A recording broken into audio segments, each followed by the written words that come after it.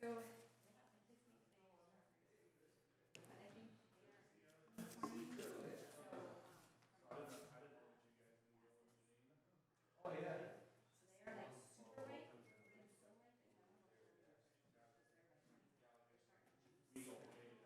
to see you guys. You never even watched it. I'm so glad you got my text. I just did not.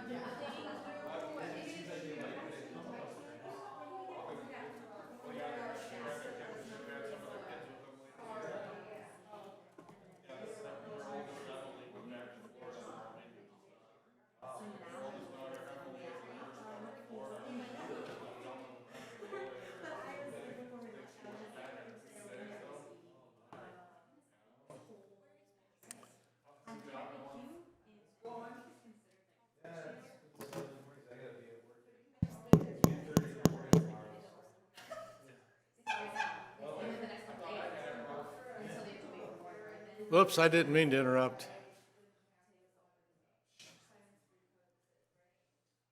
Okay, we are ready to begin, I think. Mrs. Stevens. Hi.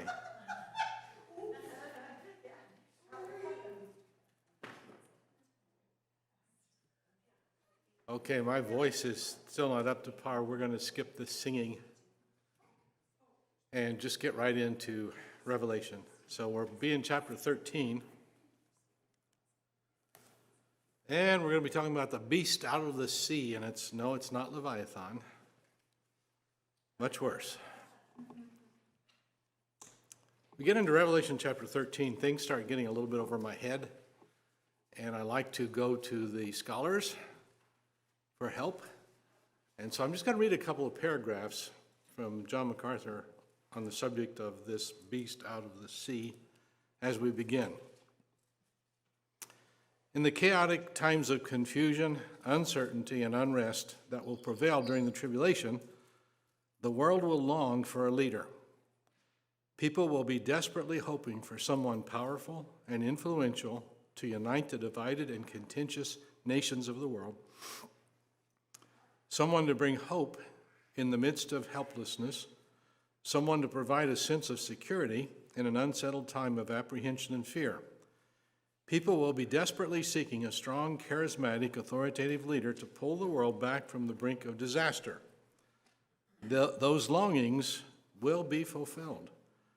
The powerful leader people desire will come and unify the world under his rule. He will appear at first to be everything people thought they were looking for. And for a brief time, he will bring peace and prosperity. But he will turn out to be far more than the world bargained for. He will be a dictator more cruel and powerful than any other leader the world has ever known. This man, often called the Antichrist, will be the culmination of a long line of would-be world conquerors. What men like Alexander the Great and the Roman emperors in ancient times, and Hitler and Stalin in modern times, only dreamed of doing, the Antichrist actually will do. He will rule the entire world and receive its worship. He will be an insolent intimidator, devious, possessing a power not his own, a fierce destroyer of his victims, and so arrogant he will dare even to oppose the Prince of Princes. See verse 11. Who is the Lord Christ?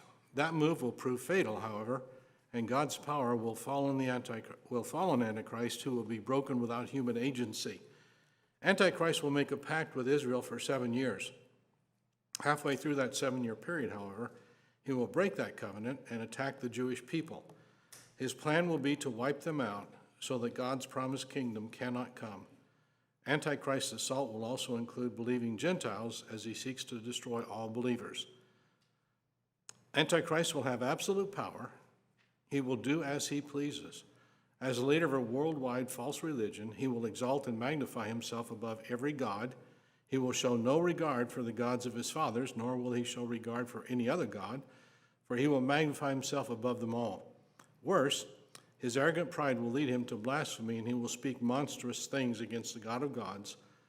Like his evil master Satan, Antichrist will be blasphemous, profane, and proud, but also like his master, he will come to his end, and no one will help him. So, Revelation chapter 13, verse 1.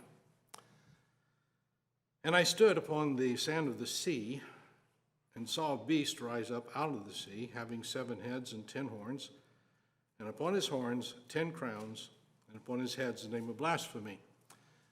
There are outlines in the back if you didn't get one, and Roman 1, we're looking at the beast out of the sea, and when we come to verse 11, it's the beast out of the earth. So 2 different individuals. And we start with his ancestry in verse 1 I just read. It's sometimes confusing when we read about the beast because the beast is a person, but sometimes also spoken of as a kingdom. So sometimes when we see the word beast, it's referring to the Antichrist's kingdom, and sometimes referring to he himself or the false prophet, one or the other. And so what we have here is what a lot of people would refer to as the revived Roman Empire. The final world empire is in some sense a revival of the Roman Empire, but it will exceed both the Roman Empire both in power and extent. It's a worldwide empire. Who will be involved in that worldwide empire?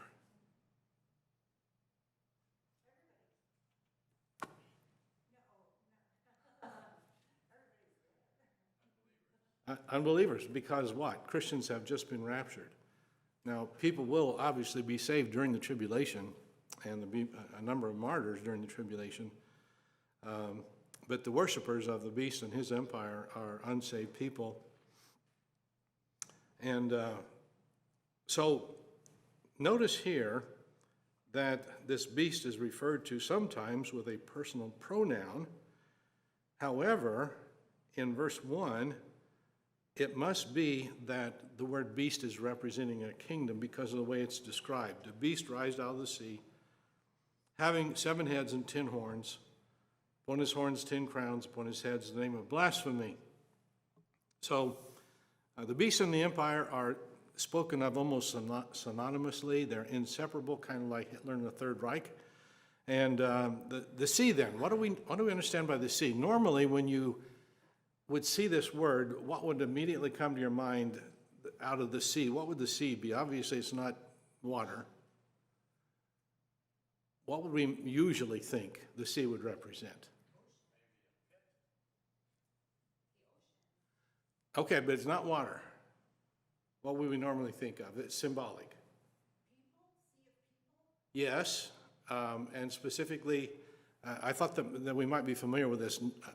A lot of people would think that it would be Gentiles because earth would be, in chapter 1, or verse 1, starting in verse 1, Israel, sea, Gentiles. That's what some people believe. But probably, Tom, what did you say? Yeah, and that probably is the accurate understanding of this word sea here, or the abyss, as it's referred to in the Bible. So a pit, yeah, you're right. So he will be a man empowered by Satan, and not only will he be referred to by the title beast, but also what other title? Antichrist, yes. And again, it gets a little complicated, a little complex when you try to follow through and understand because of the symbolism.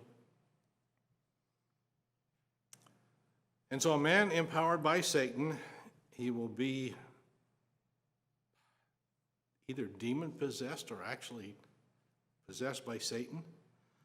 And that's where he'll get his great power and ability. Notice the description that is given to Satan back in chapter 12 and verse 3. And there appeared another wonder in heaven. Behold, a great red dragon, and we already covered that and saw that that's referring to Satan. But notice, having 7 heads and 10 horns and 7 crowns upon his head. So it's interesting that the Antichrist is described the same way Satan is just a few verses prior. The horns speak of strength and power. and it's representative of the kings that are under him, and the heads are world empires. So that's his ancestry. He's a beast out of the sea. He comes from the abyss. And then B is his authority in verse 2. And the beast which I saw was like unto a leopard, and his feet were as the feet of a bear, and his mouth as the mouth of a lion. And the dragon gave him his great power and his seat and great authority. We have the same characteristics that we just read here in Revelation back in the book of Daniel. A lot of prophecy in Daniel. If we didn't have the book of Daniel, we'd be ignorant of a lot of prophecy, Bible prophecy. But Daniel chapter 7, verses 3 through 7. And 4 great beasts came up from the sea, diverse one from another. The first was like a lion. You remember also the statue that Daniel saw in his vision. Same 4 empires. The first was like a lion, that would be Babylon under Nebuchadnezzar, and had eagle's wings. And I beheld till the wings were plucked, and it was lifted up from the earth, and made stand upon the feet as a man, and a man's heart was given to it. So there is a lion in Daniel, a lion in Revelation. And behold, another beast, a second, like to a bear, and it raised itself up on one side, and it had 3 ribs in the mouth of it, between the teeth of it. And they said thus to it, Rise, devour much flesh. Anybody know what that empire was? Right after Babylon. Medo-Persian Empire. Good. And so that's bear. After this, and lo, another like a leopard, which would refer to, anybody know? Greece, good. Like a leopard, which had upon the back of it 4 wings of a fowl. The beast also had 4 heads, and dominion was given to it. And then the 4th, after this I saw in the night visions, behold, a 4th beast, dreadful and terrible, and strong exceedingly, and it had great iron teeth. It devoured and brake in pieces, and stamped the residue with the feet of it, and it was diverse from all the beasts that were before it, and had 10 horns, and that would be Rome. And in some sense, there is going to be in the future, under the reign of the Antichrist, a revival of the Roman Empire, if we understand correctly, the 10 toes of Daniel's vision. So same characteristics as Daniel's vision. These 4, Babylon, Medo-Persia, Greece, Rome, and then an unnamed beast in Daniel. And Satan empowers this Antichrist, last part of verse 2 there. Satan gave him his power, or the dragon, same Satan the dragon. And so we see all 4 of these here. But it's interesting in prophecy, as we see these 4, they're all viewed by God as one.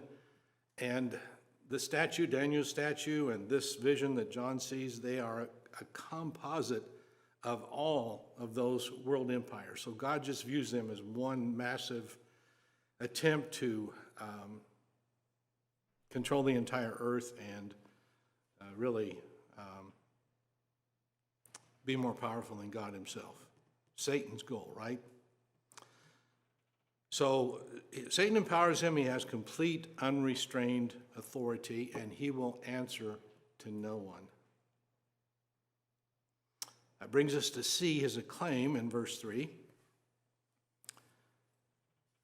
And I saw one of his heads, as it were, wounded to death, and his deadly wound was healed, and all the world wandered after the beast. And again, we have some kind of fanciful interpretations here as far as this head. Would it just be one of the empires under the control of the Antichrist? So he's won over by his seemingly invulnerability to death. And I believe if we research this passage and others that refer to it, that are parallel passages, we come to the conclusion that this is not an emperor underneath the Antichrist, but Antichrist himself. Granted, verse 3 says one of his heads were wounded. But if you look at verse 12, and he exercised all the power of the first beast before him, and caused the earth and them which dwell therein to worship the first beast, whose deadly wound was healed. This is the second beast. Verse 14, and deceiveth them that dwell on the earth by the means of those miracles which he had power to do in the sight of the beast, saying to them that dwell on the earth that they should make an image to the beast, now see this, which had the wound by a sword and did live. So putting all these prophecies together, most conservative scholars will come up with the understanding that it is the Antichrist himself. Either it's a staged death or an actual death, and Satan brings him back up to life, or God even would allow him to come back up to life. And so this is either literal or staged, but it will counterfeit something crucial, because he is the Antichrist. He is the counterfeiter. What is he staging here? Yes. And the whole world will be amazed and follow him. Now, if this was just referring to one of his inferior rulers, that wouldn't be that big of a deal. But it's the Antichrist himself, and as a result, now everybody's convinced, whether they believe he's actually Christ or just believe him for what he is. I mean, if you died and came back to life, I think you would attract some attention too, right? And so Satan is the master counterfeiter. And I believe that this is the final blow that convinces people. He's the one we've been looking for, the one we've been waiting for, and so they give him their total allegiance. D is his adoration in verse 4. And they worshiped the dragon which gave power unto the beast. They worshiped the beast, saying, who is like unto the beast, and who is able to make war with him? So their amazement quickly becomes worship. In 2 Thessalonians chapter 2, verse 4, I'll read verse 3 and 4. Let no man deceive you by any means, for that day shall not come except there come a falling away first, and that man of sin be revealed, the son of perdition, who opposeth and exalteth himself above all that is called God, or that is worshipped, so that he as God sitteth in the temple of God, showing himself that he is God. Again, just the master counterfeiter. And so he will actually demand to be worshiped. And they will worship Satan, who's the one who gave him his power. And they to the Antichrist, they will give him God-like praise. If you have comments or questions, just flag me down. Yes? I'm just trying to think things through. Like, if the Antichrist is supposed to be the Messiah, if you will, would it be a Jewish person in order for the Jewish people to accept him? A lot of people do speculate that. The ones that say no, it's the beast out of the sea, so it would be a Gentile. Ultimately, I don't really think there's enough evidence to declare one way or the other, but that's a good question.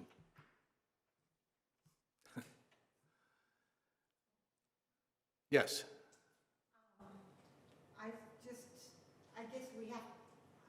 It kind of makes me feel like, I don't think we really realize how deceitful and crafty the devil is.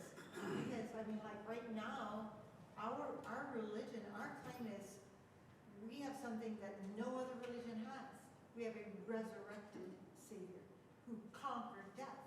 So for him to, make it look like that, that would be so,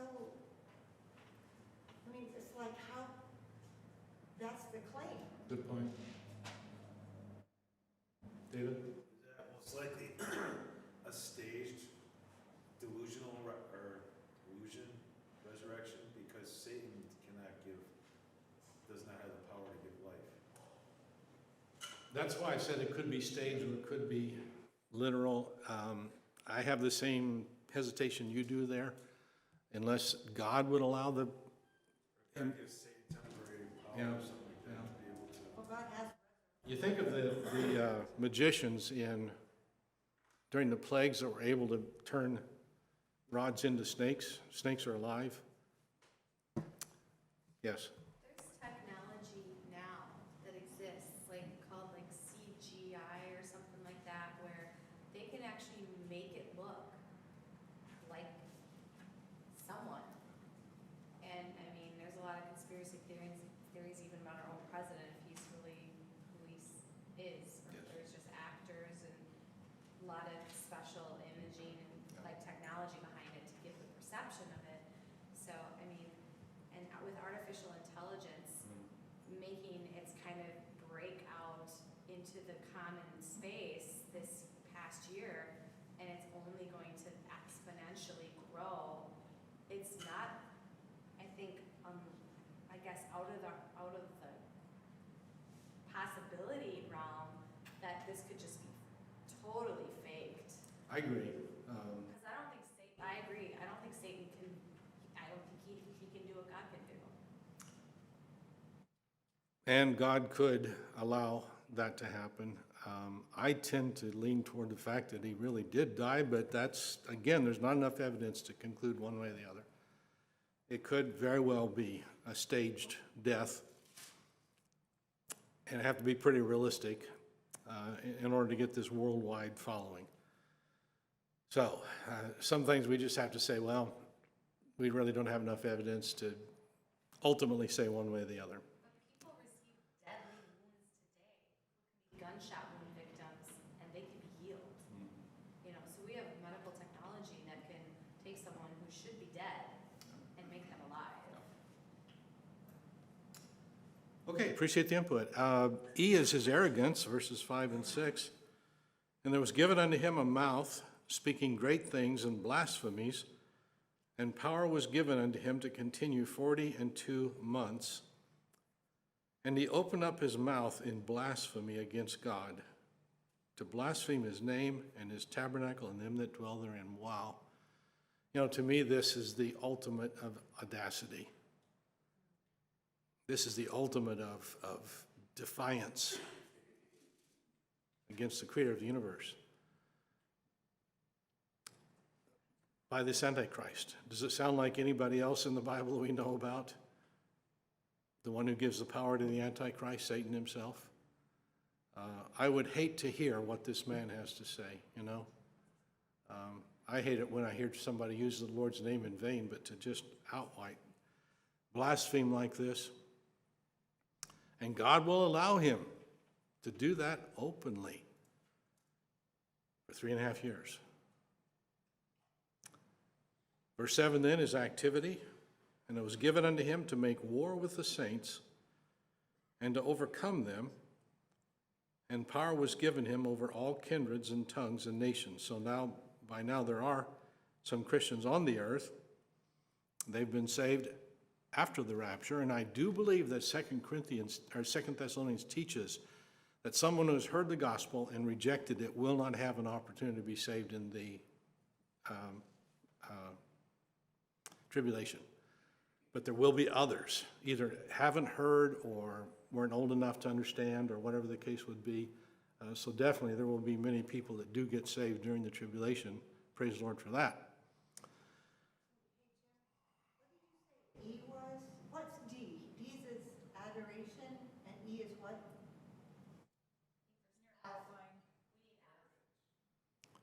E, arrogance. Yes, ma'am. Are you impressed?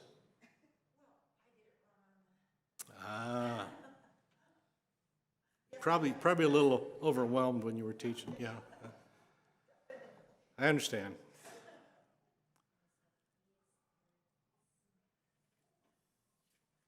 Daniel 7:35.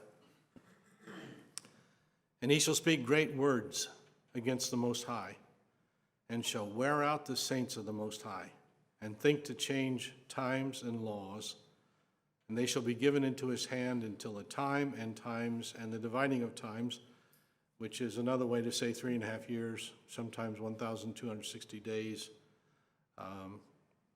all referring to the same thing. So believers will be martyred during this time. Because, why? Because he perceives them as a threat to his worldwide authority. Satan perceive anybody as a threat to his kingdom today? Who's he going to level his attack against? Christians, and specifically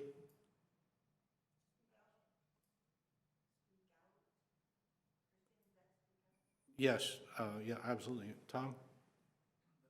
The church, yes, and even more elemental than that? Absolutely. The family. And do we see Satan attacking the family? Why?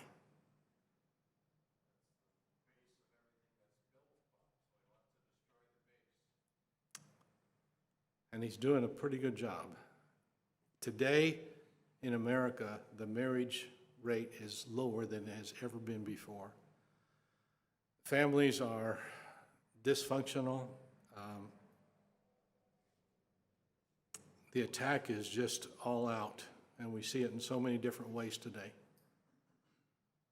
Went in for my physical yesterday, and I couldn't believe some of the questions the doctor asked me, but he's required to ask those questions, and they're family related, and I think, wow.